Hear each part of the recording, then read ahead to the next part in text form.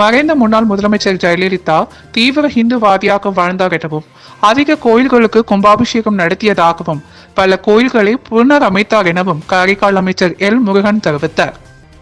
காரைக்கால் மாவட்டம் திருநள்ளாறு பகுதியில் அமைந்துள்ள புகழ்பெற்ற ஸ்ரீ தர்பாக்னேஸ்வரர் தேவஸ்தானத்தில் அமைந்துள்ள சனீஸ்வர பகவான் ஆலயத்தில் மத்திய இணையமைச்சர் எல் முருகன் சுவாமி தரிசனம் செய்தார். தரிசனத்திற்கு பின்னர் செய்தியாளர்களை சந்தித்த அவர், இந்த தேர்தல் வரலாறு படைக்கக்கூடிய தேர்தல் எனவும் இது தமிழ்நாட்டில் உள்ள அனைவருக்கும் ஆச்சரியத்தை அளிக்கக்கூடிய தேர்தலாக இருக்கும் எனவும் அவர் தெரிவித்தார். பாரதிய ஜனதா கட்சி மிகப்பெரிய வெற்றியை பெறக்கூடிய தேர்தலாக இருக்கும் எனவும் தெரிவித்தார்.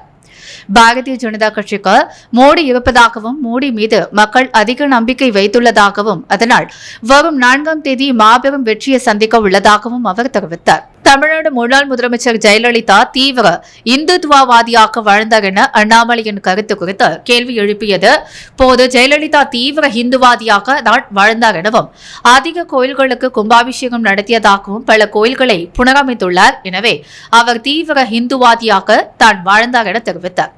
திருவள்ளுவரை உலக அளவில் எடுத்து சென்றது பாரதிய ஜனதா கட்சி எனவும் திருவள்ளுவருக்கு உலகம் முழுவதும் கலாச்சார மையம் அமைக்க உள்ளதாக தேர்தல் அறிக்கையில் தெரிவித்துள்ளதாகவும் அவர் தெரிவித்தார். திருநள்ளாறு கோவிலுக்கு வந்திருந்த மத்திய இணை அமைச்சர் எல் முருகனை புதுச்சேரி மாநில பாஜக துணைத் தலைவர் GNS ராஜசேகரன் சால்வை அணிவித்தும் பூங்கொத்து கொடுத்தும் வரவேற்றார். குஜராத் மற்றும் டெல்லியில் ஏற்பட்ட தீ விபத்தில் உயிரிழந்தவர்களின் குடும்பத்திற்கு புதுச்சேரி துணைநிலை ஆளுநர் CP ராதாகிருஷ்ணன் ஆழ்ந்த இரங்கலை தெரிவித்தார். குஜராத் ராஜ்கோட் விளையாட்டுத் திடலில் நேற்று ஏற்பட்ட பெரும் தீ விபத்தில் சிக்கி குழந்தைகள், பெரியவர்கள் உட்பட 27 பேர் உயிரிழந்தனர் என்ற செய்தியும், டெல்லி விவேக் விஹாரம் பகுதியில் உள்ள குழந்தைகள் மருத்துவமனையில் நள்ளிரவில் ஏற்பட்ட தீ விபத்தில் 6 பச்சிளம் குழந்தைகள் உயிரிழந்தனர் என்ற செய்தியும் நாடு முழுவதும் பெரும் அதிர்ச்சியை ஏற்படுத்தியிருக்கிறது. இந்த 2 துயர சம்பவங்களும் மிகுந்த வேதனை அளிப்பதாக இருக்கின்றன. இந்த தீ விபத்துகளில் உயிரிழந்தவர்களின் குடும்பத்தாருக்கு புதுச்சேரி மக்கள் சார்பில் எனது ஆழ்ந்த இரங்கலையும் வருத்தத்தையும் தெரிவித்துக் கொள்கிறேன். மேலும் காயமடைந்தவர்கள் விரைவில் குணமடைந்து வீடு திரும்பவும் எல்லாம் வல்ல இறைவனை பிரார்த்திக்கிறேன் என்றார் புதுச்சேரி துணைநிலை ஆளுநர் CP ராதாகிருஷ்ணன் தெரிவித்துள்ளார். குமாரபாளையத்தில் தொடர் மின் தடையை கண்டித்து மறியலில் ஈடுபட்ட கிராம மக்களிடம் முன்னாள் முதல்வர் நாராயணசாமி பேச்சுவார்த்தை நடத்தி சமாதானம் செய்தார். இந்த மறியலால் அப்பகுதியில் 1 மணி நேரம் போக்குவரத்து பாதிக்கப்பட்டது. திருக்குணூர் அடுத்த தேத்தம்பாக்கம் துணை மின் நிலையத்தில் இயங்கி வந்த 2 பவர் டிரான்ஸ்பார்மர் மூலம் திருக்குணூர் மற்றும் காட்டேரிக்குப்பம் பகுதிகளை சுற்றியுள்ள 15க்கும் மேற்பட்ட கிராமங்களுக்கு மின் விநியோகம் வழங்கப்படுகிறது. இதில் ஒரு பவர் டிரான்ஸ்பார்மர் கடந்த ஜனவரி 16ஆம் தேதி ஏற்றப்பட்ட தீ விபத்தில் எரிந்து சேதமடைந்தது. அதனை இதுவரை சீரமைக்கவில்லை. இதனால் இப்பகுதியில் உள்ள கிராமங்களில் தினசரி பல மணி நேரம் தொடர் மின்தடை ஏற்பட்டு பொதுமக்கள் சிரமம் அடைந்தனர். இதனிடையே தேத்தம்பாக்கம் துணை மின் நிலையம் அருகே உள்ள காமப்பாளையம் கிராமத்தில் நேற்று மாலை 5 மணிக்கு ஏற்பட்ட மின்தடை பல மணி நேரம் நீடித்தது.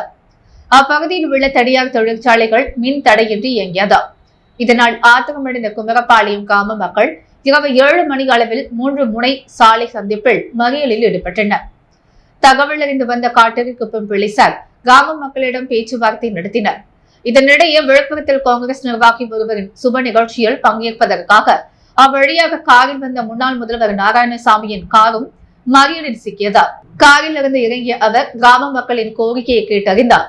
மின்துறை அதிகாரிகளை மொபைல் போனில் தொடர்பு கொண்டு பேசினார். மின்துறை அதிகாரிகள் வரும் திங்கட்கிழமைக்குள் மின்தடையை சரி செய்து விடுவதாக தெரிவித்தனர். அதற்குள் மின்தடையை சரி செய்யவில்லை எனில் நானே நேரில் வந்து போராட்டத்தில் ஈடுபடுவேன் எனவும் தெரிவித்தார். இதையடுத்து பொதுமக்கள் மறியலை கைவிட்டு கலைந்து சென்றனர். பின்னர் முன்னாள் முதல்வர் நாராயணசாமி அங்கிருந்து புறப்பட்டு சென்றார். சாலை மறியல் காரணமாக திருக்குணூர் பத்துக்குன்னு செல்லும் சாலையில் 1 மணி நேரம் போக்குவரத்து பாதிக்கப்பட்டது. தென்மேற்கு வங்கக்கடலில் உருவான ரமல் புயல் முன்னெச்சரிக்கை நடவடிக்கையாக புதுச்சேரி துறைமுகத்தில் 2ஆம் எண் புயல் எச்சரிக்கை கொண்டு ஏற்றப்பட்டுள்ளது.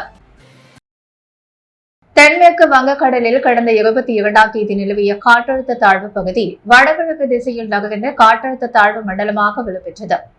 இந்த நிலையில் காற்றழுத்த தாழ்வு மண்டலம் ரிமல் புயலாக வலுவடைந்திருப்பதாக இந்திய வானிலை மையம் தெரிவித்துள்ளது. இந்த புயல் இன்று அதிகாலை தீவிர புயலாக மாற வாய்ப்புள்ளதாக தெரிவிக்கப்பட்டுள்ளது. இதையடுத்து புதுச்சேரி துறைமுகத்தில் 2ஆம் எண் புயல் எச்சரிக்கை கொண்டு ஏற்றப்பட்டுள்ளது. வி மணவேலி பகுதியில் புதிய ஸ்டெப்பிங் ஸ்டோன்ஸ் மழலையர் பள்ளி திறப்பு விழாவில் அமைச்சர் நமச்சிவாயம் கலந்து கொண்டு குத்துவிளக்கேற்றி திறந்து வைத்தார். புதுச்சேரி மாநிலம் வெளியூர் சட்டமன்ற தொகுதிக்குட்பட்ட திருக்காஞ்சி சாலை வி மணவேலி பகுதியில் அமைந்துள்ள stepping stones play school nursery daycare பள்ளி திறப்பு விழா நடைபெற்றது. இதில் உள்துறை அமைச்சர் நமச்சிவாயம் கலந்து கொண்டு விழாவிற்கு தலைமை தாங்கி ரிப்பன் வெட்டி குத்துவிளக்கு ஏற்றி திறந்து வைத்தார். இதனைத் தொடர்ந்து அமைச்சர் நமச்சிவாயத்திற்கு பொன்னாடை பூர்த்தி வரவேற்பு அளிக்கப்பட்டது. தொடர்ந்து அமைச்சர் நமச்சிவாயம் நிறுவனர் உமா, சசி ஆகியோரிடம் பூச்செண்டு கொடுத்து வாழ்த்துக்கள் தெரிவித்தார். இந்த நிகழ்ச்சியில் சிறப்பு அழைப்பாளராக பாஜக பிரமுகர் முகமது யூனஸ், தொழிலதிபர் குமரன் ஆகியோர் கலந்து கொண்டு விழாவினை சிறப்பித்தனர். மேலும் இப்பள்ளியில் தற்பொழுது குறைந்த கட்டணத்தில் மாணவர்கள் சேர்க்கை நடைபெற்றுக் கொண்டிருப்பதாகவும் பள்ளி காலை 9 மணி முதல் மாலை 3 மணி வரை இயங்கும் என்றும் மழலையர் பள்ளியின் நிறுவனர் தெரிவித்தார்.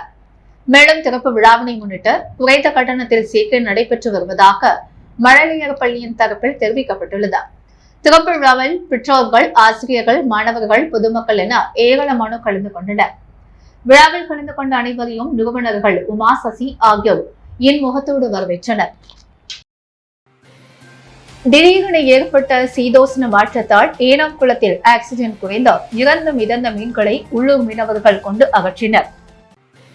புதுச்சேரி மாநில ஏனாம் காக்கிநாடா பகுதியில் உள்ள 4 ஏக்கர் பரப்பளவு கொண்ட குளம் பொதுப்பணித்துறையால் பராமரிக்கப்பட்டு வருகிறது. இந்த குளத்தில் உள்ள நீர் சுத்திகரிக்கப்பட்டு குடிநீருக்கு பயன்படுத்தப்படுகிறது. கடந்த ஒரு வாரமாக ஏனாமில் கடும் வெயில் வாட்டி வந்த நிலையில் நேற்று காலை முதல் புயல் சின்னம் காரணமாக வெயில் இன்றி வான மேகமூட்டத்துடன் காணப்பட்டது. குளிர்ந்த காற்று வீசியது. இதனால் திடீரென ஏற்பட்ட சீதோசன மாற்றத்தினால் குளத்தில் ஆக்சிஜன் குறைந்த மீன்கள் இறந்து மிதந்தன. இதனால் அப்பகுதியில் துர்நாற்றம் வீசியது. தகவல் அறிந்த பொதுப்பணித்துறையினர் விரைந்து வந்து உள்ளூர் மீனவர்களின் உதவியுடன் இறந்து கிடந்த மீன்களை அகற்றினர். புதுவை அரசு கலைமாமணி விருந்தாளர் சங்கம் நடத்திய நாட்டுப்புற கலை விழா 2024 ஜோதி சிலம்பம் சத்திரிய குருக்களம் பூர்ணாங்குப்பத்தில் நடைபெற்றது. புதுவை அரசு கலைமாமணி விருந்தாளர் சங்கம் நடத்திய நாட்டுப்புற கலை விழா 2024 ஜோதி சிலம்பம் சத்திரிய குருகுளம் பூர்ணாங்குப்பத்தில் நடைபெற்றது. விழாவில் சட்டப்பேரவைத் தலைவர் செல்வம் கலந்து கொண்ட 86 கலைஞர்களுக்கு கலைரத்ன விருது 2024 வழங்கி சிறப்புரையாற்றினார். வரவேற்புரை நெறியாள்கையினை சங்க நிறுவனர் கலைமாமணி டாக்டர் தமிழ்வாணன் வழங்கினார். துவக்க நிகழ்வாக மங்கள இசையினை அமைப்பு செயலர் கலைமாமணி விஜயகுமார், செயற்குழு உறுப்பினர் கலைமாமணி மோகன் குழுவினர் வழங்கினர். விழாவிற்கு சங்க பொதுச் செயலாளர் கலைமாமணி டாக்டர் ஜோதி செந்தில்கண்ணன் தலைமை ஏற்றார். தலைவர் கலைமாமணி ஓவியர் அரிய புத்திரி பொருளாளர் கலைமாமணி டாக்டர் சுவாமிநாதன் வாழ்த்துறை மற்றும் செயற்குழு உறுப்பினர் கலைமாமணிகள் ராஜாராம், ரவி, அன்பழகன், பழனி, குமரன், பெரியசாமி, ராஜ்குமார் ஆகியோர் நோக்குமுறை மற்றும் மகிழ்வுரை வழங்கினர். விழாவில் பறை, பம்பை, உடுக்க இசை, சிலம்பம், மல்யுத்தம், கரலாட்டக்கட்டை, சூழ் களியாட்டம், கரகாட்டம், பொய்க்கால் ஆட்டம், ஒயிலாட்டம், மயிலாட்டம், காவடியாட்டம் போன்ற ஏராளமான நாட்டுப்புற கலை நிகழ்வுகள் நடத்தப்பட்டது. இதில் 200க்கும் மேற்பட்ட கலைஞர்கள் பங்கேற்றனர். சங்கம் சார்பில் 350 நபர்களுக்கு அன்னதானம் வழங்கப்பட்டது. நிகழ்வின் மேலாண்மையினை கலைரத்னா துளசி கிருஷ்ணா, கலைரத்னா பைரவி, கலைரத்னா ஆகியோராஜ் ஆரோக்கியராஜ் செய்திருந்தார். நிறைவாக செயலர் கலைமாமணி குமார் நன்றி உரை வழங்கினார். புதுச்சேரியைச் சேர்ந்த பெண்ணிடம் ரூபாய் 16 லட்சம் மோசடி செய்தது குறித்து சைபர் கிரைம் போலீசார் வழக்கு பதிவு செய்து விசாரணை நடத்தி வருகின்றனர். புதுவை அமல் நகரைச் சேர்ந்தவர் தாட்சாயினி. இவர் பொருட்கள் வாங்க ஒரு தனியார் நிறுவனத்திற்கு ரூபாய் 16,37,665 ஆன்லைன் மூலமாக செலுத்தினார். ஆனால் அவர் அனுப்பி வைத்த தொகையானது தங்கள் நிறுவன கணக்கிற்கு வரவில்லை என நிர்வாகத்தில் தெரிவித்துள்ளனர். இதனால் தான் மோசடி செய்யப்பட்டதை அறிந்த அதிர்ச்சி அடைந்தார். இது குறித்து அவர் சைபர் கிரைம் போலீசில் புகார் அளித்தார். அதேபோல் ஆன்லைனில் பகுதி நேர வேலை வாங்கி தருவதாக கூறி புதுவையைச் சேர்ந்த வினிதாவிடம் ரூபாய் 43,000 செய்தது, மிஸ்ராவிடம் ரூபாய் 83,900, உள வாய்க்கால் புனித வள்ளியிடம் ரூபாய் 85,000, முதலியார்பட்டி ராஜராஜனிடம் ரூபாய் 54,000, காரைக்கால் ராமச்சந்திரனிடம் ரூபாய் 43,000 மோசடி செய்யப்பட்டுள்ளது. புதுச்சேரியில் நள்ளிரவில் கொலை குற்றவாளி கைதி வீட்டில் பழியாக வெடிகுண்டு வீசப்பட்ட சம்பவம் வெறும் பரபரப்பை ஏற்படுத்தியுள்ளது. புதுச்சேரி உருளையன்பேட்டை பகுதியில் கடந்த சில நாட்களுக்கு முன்பு கஞ்சா விற்பனை தொடர்பாக ஏற்பட்ட மோதலில் பெரியார் நகரைச் சேர்ந்த ருத்ரேஷ் என்பவர் கோவில் திருவிழாவின் பொழுது வெடிகுண்டு வீசி வெட்டி கொலை செய்யப்பட்டார். பொதுமக்கள் திரண்டிருந்த பொழுது தாய் தங்கை கண்முன் உத்ரேஷி கொலை செய்யப்பட்ட சம்பவம் பெரும் பரபரப்பை ஏற்படுத்தியது. இது தொடர்பாக ஏற்கனவே கூட்டாளியாக இருந்த எழில் என்பவர் உள்ளிட்ட 3 பேர் கைது செய்யப்பட்ட காலப்பட்டு சிறையில் அடைக்கப்பட்டனர். இதற்கிடையே ருத்ரேஷ் கொலைக்கு பழிக்கு பழி வாங்க அவரது ஆதரவாளர்கள் திட்டம் தீட்டி வந்ததாக தெரிகிறது. இந்த நிலையில் சிறையில் இருந்து வரும் எழிலின் முருகன் கோவில் வீதியில் உள்ள வீட்டின் முன்பு நேற்று நள்ளிரவில் மர்ம நபர்கள் திடீரென பெட்ரோல் குண்டை வீசி தாக்கினர். இந்த குண்டு பயங்கர சட்டத்துடன் வெடித்தது. இதில் அந்த வீட்டின் கதவு சேதமடைந்தது. இந்த சத்தம் கேட்டு அக்கம் பக்கத்தினர் அதிர்ச்சி அடைந்து தூக்கத்தில் எழுந்து வெளியே வந்து பார்த்தனர். ஆனால் அதற்குள் பெட்ரோல் குண்டை வீசியவர்கள் அங்கிருந்து தப்பி ஓடிவிட்டனர். இந்த சம்பவம் நடந்த இடத்திற்கு உருளையன்பேட்டை போலீசார் விரைந்து வந்து வீட்டில் சிதற கிடந்த துகள்களை சேகரித்தனர். கஞ்சா கும்பல் மோதலில் பழிக்கு பழியாக கடந்த இந்த சம்பவம் பெரும் பரபரப்பை ஏற்படுத்தியுள்ளது. புதுச்சேரியில் சாலையோர ஆக்கிரமிப்புகளை அகற்ற தொடர்ந்து தீவிர நடவடிக்கை எடுக்க வேண்டும் என மாவட்ட ஆட்சியர் குலோத்துங்கன் அதிகாரிகளுக்கு அறிவுறுத்தியுள்ளார்.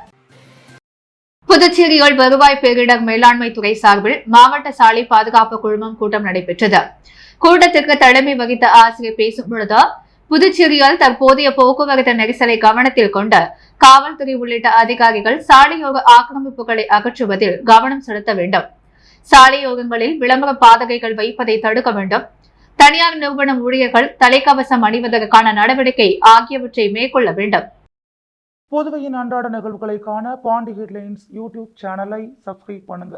தொடர்ந்து எங்களுடன் இணைந்திருக்க பக்கத்தில் உள்ள பெல் பட்டனை பிரஸ் பண்ணுங்க, லைக் பண்ணுங்க, ஷேர் பண்ணுங்க. என்றும் உங்களுடன் பாண்டி ஹெட்லைன்ஸ்.